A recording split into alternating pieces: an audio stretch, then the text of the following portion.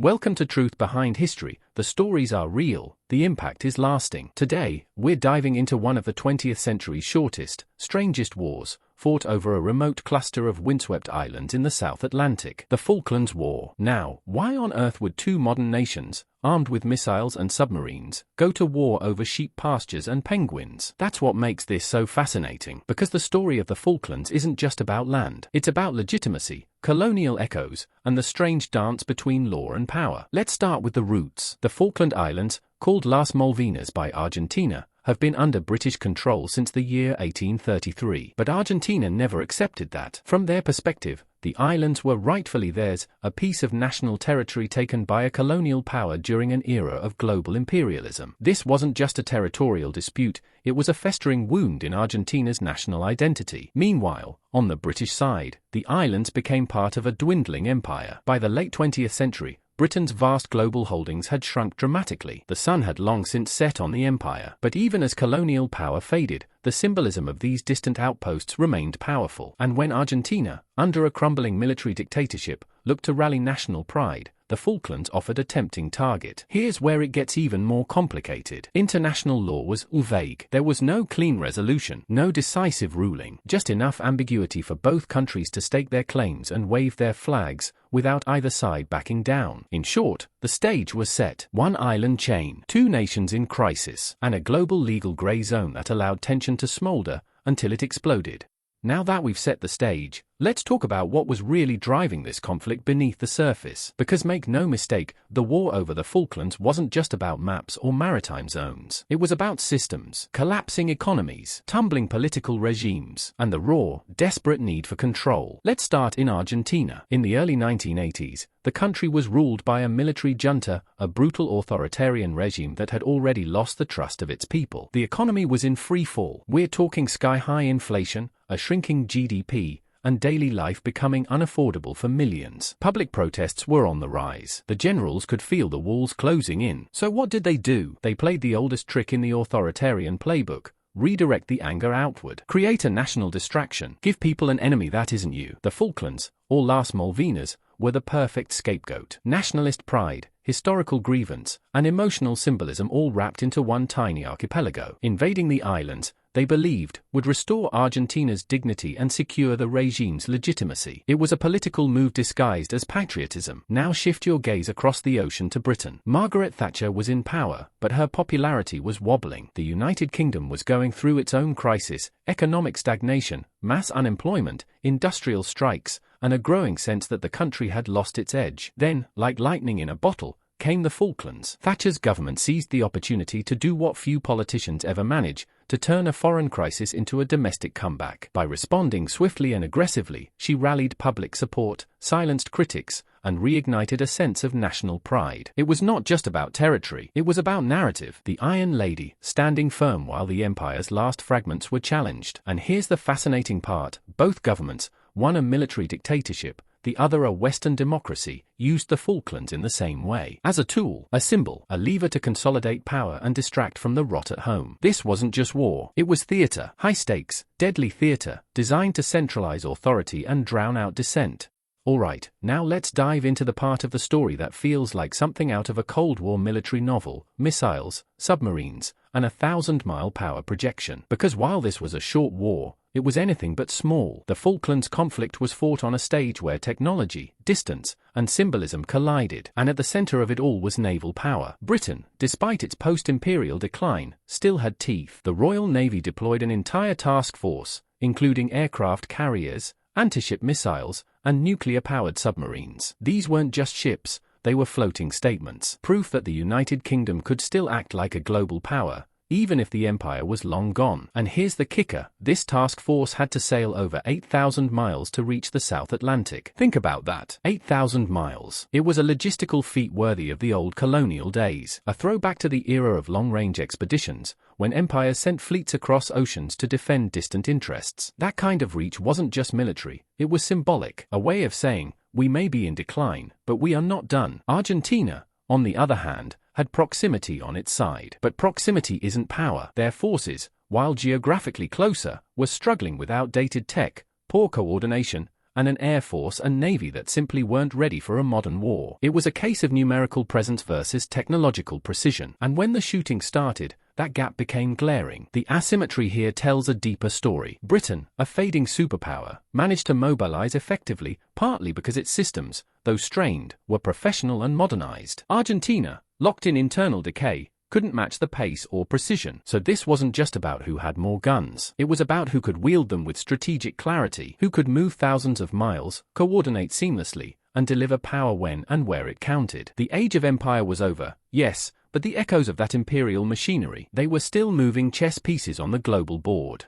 So far, we've seen the motivations, the politics, and the firepower. But now we ask, how did the war actually unfold? Because it's one thing to plan a war on paper. It's another thing entirely to execute it in the mud, the wind, and the chaos of the South Atlantic. Let's start with Argentina's miscalculations. Their planners believed they had the upper hand. After all, the Falklands were right there, just off their coast, and they assumed, wrongly, that Britain wouldn't bother mounting a full-scale response. They thought British politics were too fragile, too bogged down by domestic issues to stomach a faraway war. But that assumption was a fatal error. They overestimated their own readiness and completely underestimated Britain's resolve and capacity to strike back. In other words, central planning based on illusion, not reality. Meanwhile, Britain's command structure did something fascinating. It adapted, despite the enormous logistical challenge. An 8,000-mile supply line, unpredictable weather, and hostile terrain, British forces leaned into a more decentralized, field-driven approach. Units on the ground made tactical decisions. Commanders responded in real time. They didn't just follow a rigid script,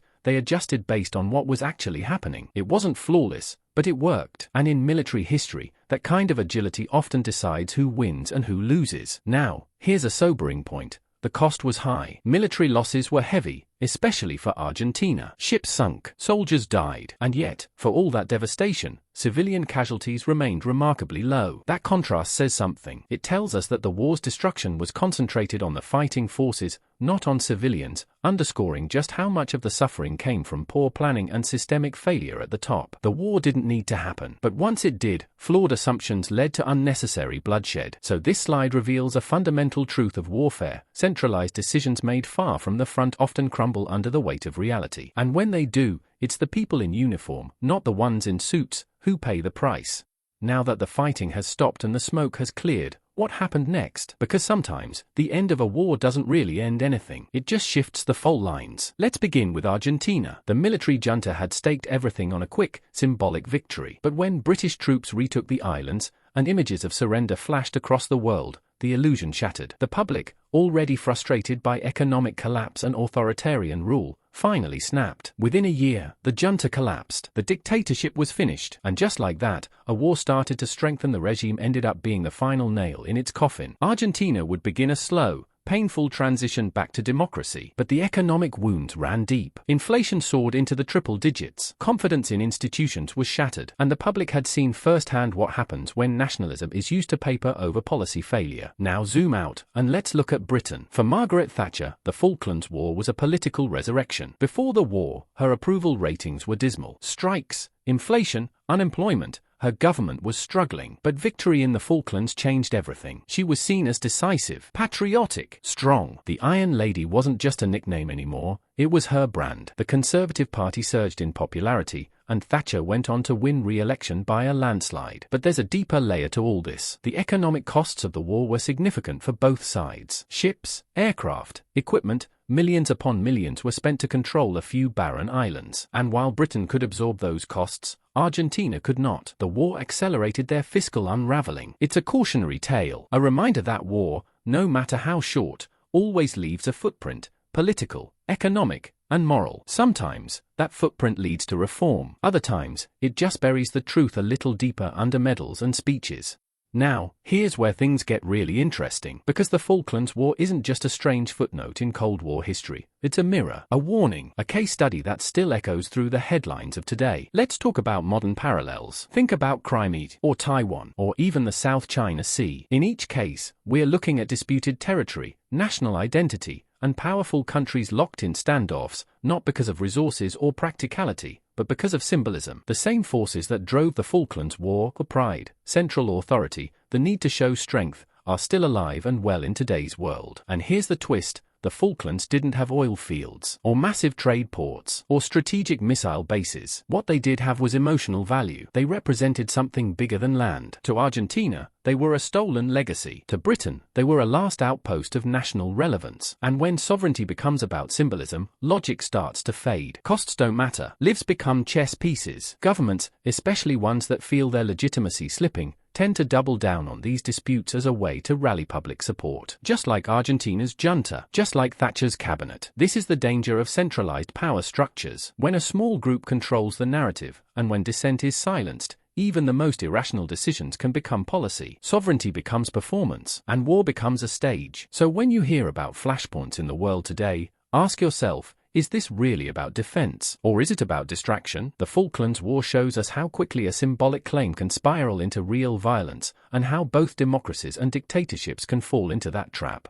So, what does the Falklands War actually mean? On paper, it looks like a quick victory. Britain won. The island remained under their control. National pride soared. Case closed, right? Not quite. Because if you zoom out, the Falklands War tells a much more complicated story. It shows us how powerful systems, whether democratic or authoritarian, will sometimes use conflict not to solve a problem, but to maintain control, to distract from failure, to manufacture unity when real unity is gone. It shows us how centralized authority, when left unchecked, can turn a patch of land into a national obsession, and how both pride and fear, when amplified through politics, can send thousands of people to fight and die over symbolic territory. But it also shows us something else, something hopeful. Argentina's defeat led to the collapse of a brutal dictatorship. It opened the door to elections, to reform, to a civilian voice. That doesn't make the war worth it, but it does show that even in tragedy, new systems can emerge. The Falklands War forces us to ask, when is sovereignty about protection, and when is it about power? When does patriotism become propaganda? And in a world full of symbolic borders and historical claims,